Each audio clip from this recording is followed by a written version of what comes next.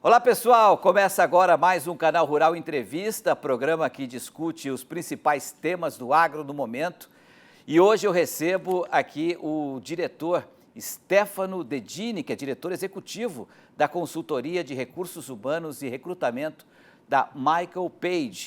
Nosso assunto são as oportunidades de trabalho para o setor do agronegócio, claro, um tema muito importante, não só para quem trabalha no agro, mas para aqueles que, de repente, estão vendo o programa e podem se interessar. Então, eu começo logo te perguntando, Stefano, o que faz a Michael Page, né? Um pouco da história dessa empresa que recruta, ou pelo menos tem expertise em relação a profissionais do agro. Um abraço. Muito bom, Petro. Obrigado pela oportunidade. Aí sempre falar de emprego é bom, né? A gente fica feliz de falar de notícia positiva aí. Bom, a Michael Page é uma empresa inglesa, né? Nós somos líderes de recrutamento globalmente falando e líderes aqui na América Latina. Nós somos especializados em soluções para recrutamento. Então, a gente basicamente é contratado pelas empresas para que a gente faça o processo seletivo e encontre as melhores pessoas para a posição que elas têm em aberto aí. E por isso que a gente acaba colhendo tanto dado e trazendo essas informações a mercado, porque naturalmente a gente está falando muito com tanto clientes quanto candidatos. A gente sabe que o agro hoje é responsável por praticamente 30% do PIB brasileiro e certamente tem muitos empregos, né, que giram ao redor desse universo econômico, né? Fala um pouco sobre essa importância do agro na geração de empregos hoje no Brasil. Bom, primeiro, assim, nos últimos anos, né, vocês, obviamente, como muito ligados aí ao setor, acompanharam, né, então a gente teve um crescimento considerável da presença do setor do ponto de vista de geração de emprego, né, então se a gente pega lá 2022, 2023, foram anos excepcionais para o setor, 2024 foi um ano um pouco mais difícil, e 2025 a gente já vê alguma retomada, alguma coisa positiva para o primeiro semestre, né, então a gente naturalmente olhou um pouco mais, né, com mais profundidade, esse setor e para nossa grata surpresa, né, o setor respondeu muito bem. Então, muitas das empresas fazendo um movimento de profissionalização no setor, muitas empresas tomando um papel de protagonista. O Brasil hoje, né, é o grande protagonista na produção de alimentos no mundo.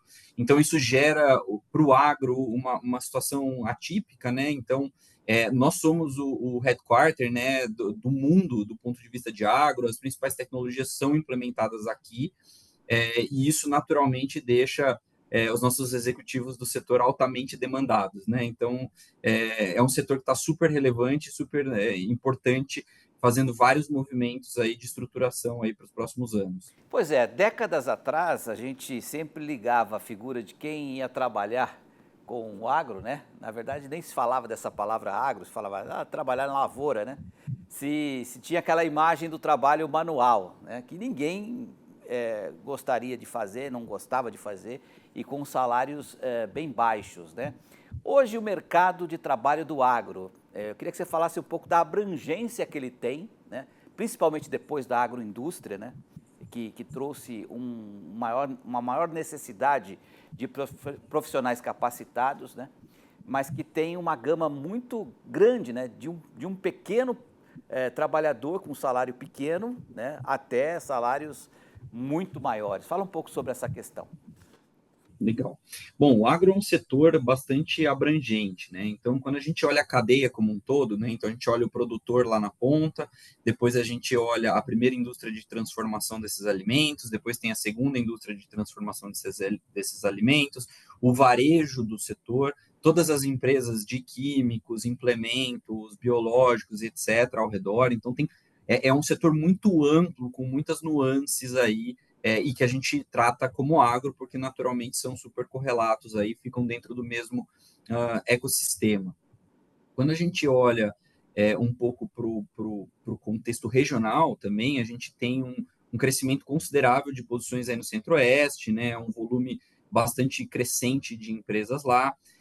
A gente tem um cenário ainda de empresas, grande parte das empresas do setor serem empresas familiares nacionais, que passaram por um processo já de profissionalização para que se mantenham competitivas, mas que vem acelerando isso de forma consistente. Então, sim, a gente tem os grandes players multinacionais, enfim, que estão dentro do setor, mas o grande protagonismo do ponto de vista de posições executivas tem sido as empresas nacionais aí fazendo esse processo de implementação de governança, profissionalização e sofisticação do negócio. E essas pessoas, Stefano, elas que queiram atuar nessas carreiras que você citou, elas precisam estar formadas em alguma faculdade, por exemplo, de administração de empresas, né? Como é que funciona o currículo delas, né, acadêmico, para poder se candidatar a uma dessas vagas? Olha, historicamente, essa é uma boa pergunta, porque historicamente a gente tinha muitos agrônomos e veterinários, né, no setor, né, porque naturalmente são as posições mais técnicas aí do setor. Hoje em dia, a gente viveu uma revolução um pouco desses aspectos, né? Então, como a gente vê, por exemplo, o setor de tecnologia, de agricultura de precisão muito aquecido dentro do agro, a gente também vê muitos engenheiros de dados, muitas pessoas com um background mais de tecnologia entrando no setor. A área financeira também, muito economista, administrador, enfim. Então, isso deu um mix um pouquinho maior aí do ponto de vista de formação profissional. O que faz diferença mesmo, eu acho que é a conexão com o aspecto cultural do setor, né? Então, conhecer um pouco das demandas do setor, das peculiaridades dele, etc. E, naturalmente, ter experiência correlata, né? Ou dentro dessa cadeia, né? Que eu citei agora, para que você entenda a dinâmica do setor, né? Algumas empresas têm uma dinâmica agrícola e uma dinâmica industrial, enfim. Então, entender tudo isso faz a diferença para que essas pessoas consigam entrar dentro do setor. Então, estar perto de um polo do agro, como, por exemplo, o interior do estado de São Paulo, como, por exemplo, o Centro-Oeste, isso ajuda muito, mas as formações estão bastante generalistas aí.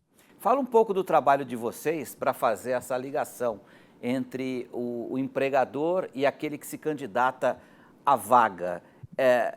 Quais são os critérios que vocês adotam para poder fazer essa aproximação? Porque eu imagino que vocês também tenham que ter uma capacitação técnica, né, para poder fazer essa ligação de forma que ela aconteça com sucesso, não?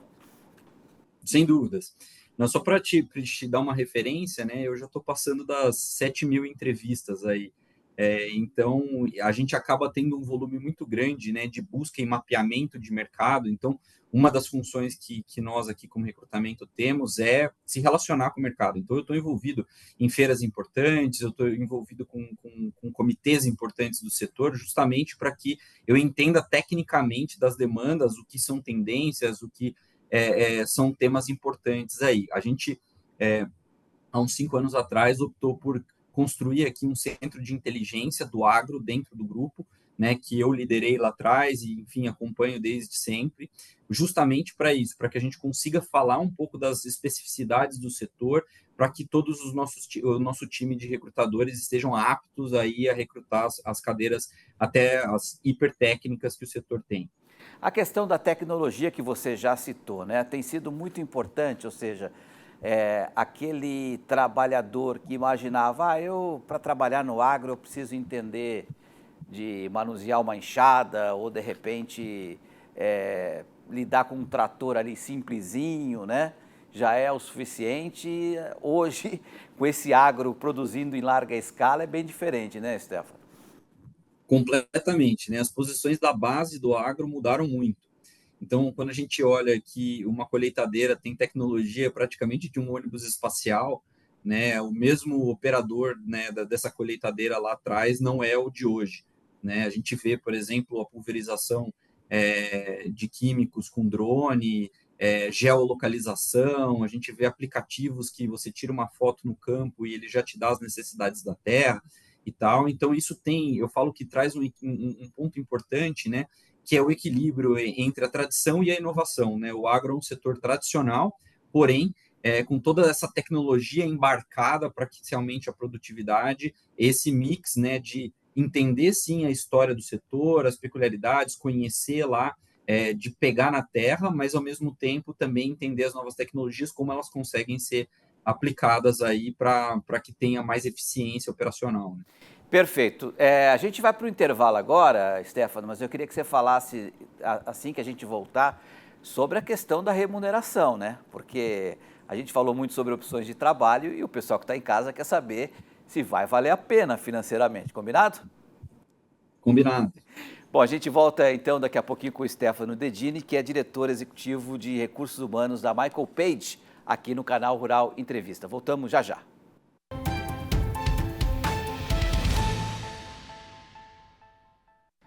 Voltamos com o canal Rural Entrevista e hoje aqui com o Stefano Dedini, diretor executivo da consultoria de recursos humanos e recrutamento da Michael Page, para falar de remuneração, né?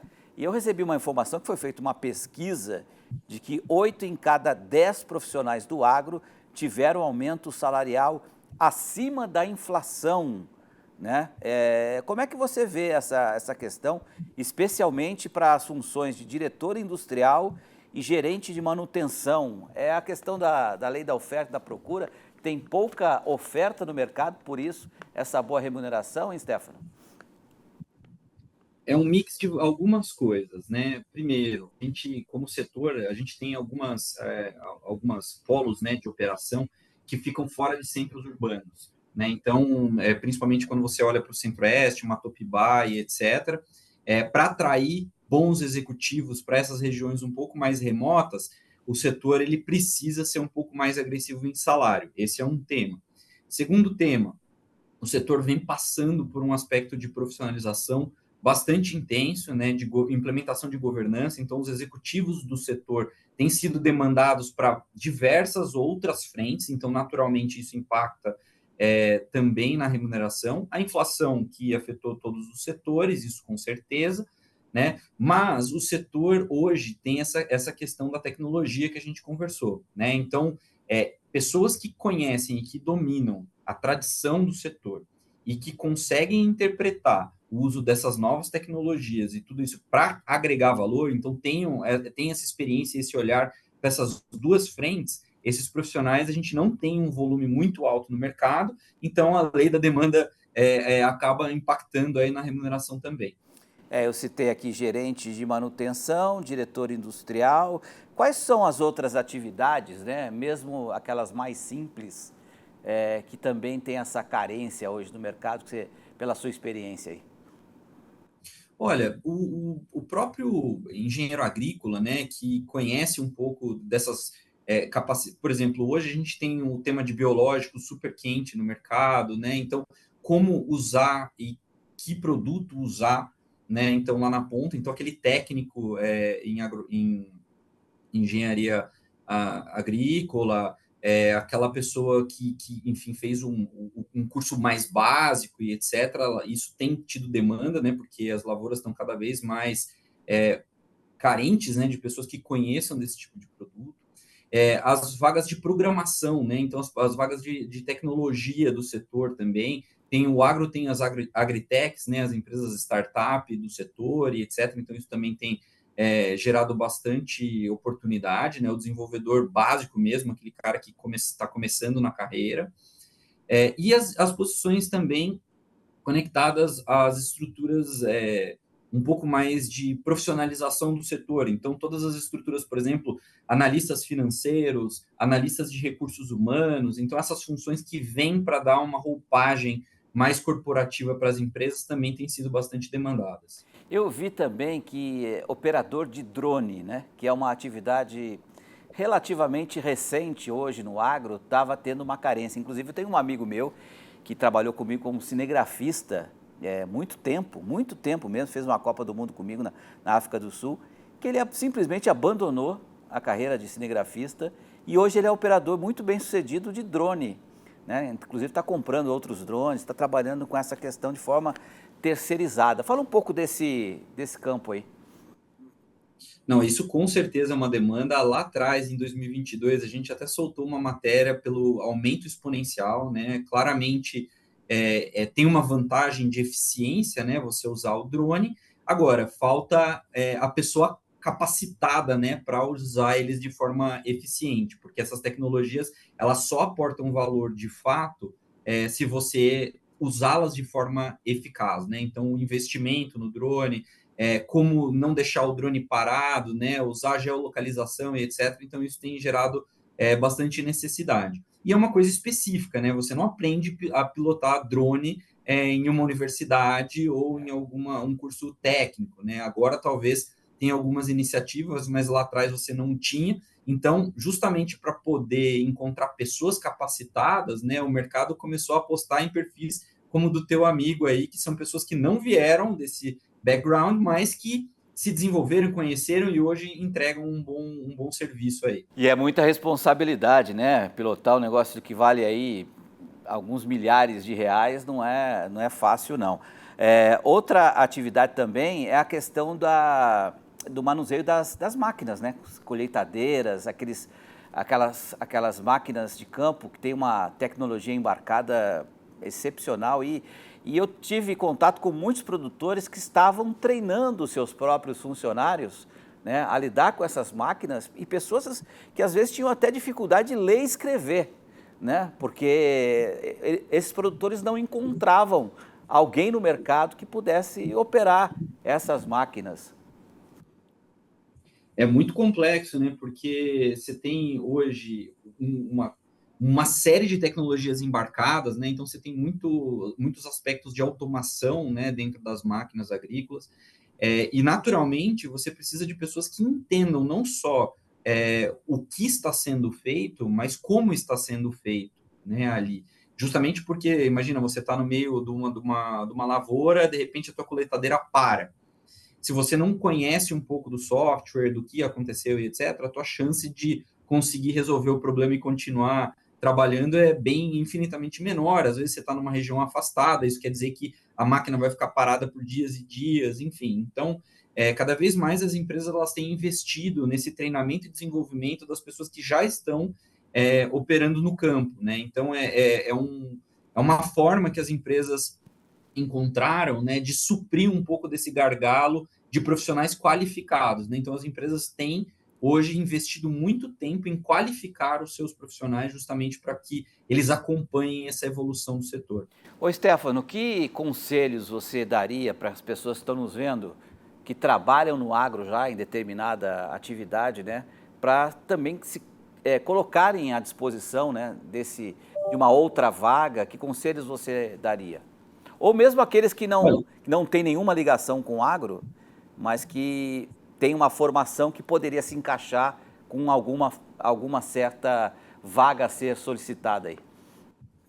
Olha, primeiro eu acho que assim, se manter atualizado no setor, né? É um setor que vive uma constante transformação, então estar envolvido com o setor, então orbitar lugares onde você troca com pessoas que estão no setor, que você entende lá na ponta e etc. Isso faz toda a diferença. Então, eu vejo, por exemplo, muitos executivos que vieram de carreira de outros setores, mas, por exemplo, moraram a vida toda numa cidade do interior do estado de São Paulo, onde os pais tinham fazenda ou estavam conectados no agro. Essa pessoa ela se conecta com o setor de forma muito mais rápida, né? Então, se você está em algum polo, né, do agro, você já tem uma vantagem de conhecimento do setor. Então, acho que essa é uma dica, né? Quem gosta muito do setor esteja o mais próximo possível dos polos do setor.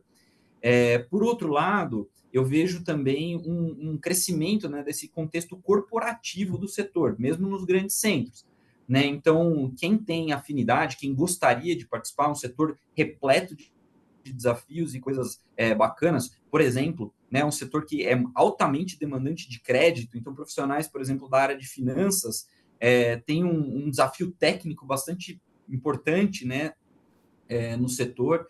Então, essas pessoas, eu acho que faz sentido você entender um pouco das nuances, do porquê, o que vai ser demandado de você como profissional, e aí estreitar o teu relacionamento com headhunters, ficar atento às redes sociais, se manter atualizado também em cursos ou em eventos, esse tipo de coisa. Eu acho que é basicamente esse o trabalho. E só para a gente encerrar, então, queria que você falasse onde esses postulantes a vagas aí podem colocar os seus currículos e onde os produtores, né, ou quem trabalha no setor empresas, agroindústria, por exemplo, podem também procurar esses profissionais? Qual é a plataforma? Tem algum endereço, algum contato para que a gente possa também ajudar nessa divulgação?